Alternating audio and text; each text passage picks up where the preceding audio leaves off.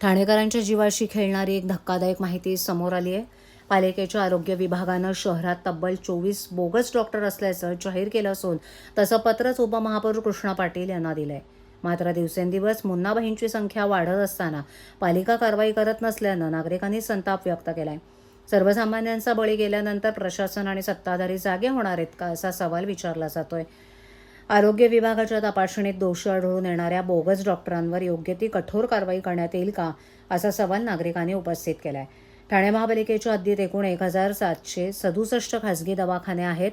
त्यातील 1451 दवाखान्यांची तपासणी पालिकेच्या विशेष पथकाकडून करण्यात आली असल्याचं पत्र पालिकेच्या वैद्यकीय आरोग्य अधिकारी प्रसाद पाटील यांनी उपमहापौर कृष्णा पाटील यांना दिले आहेत.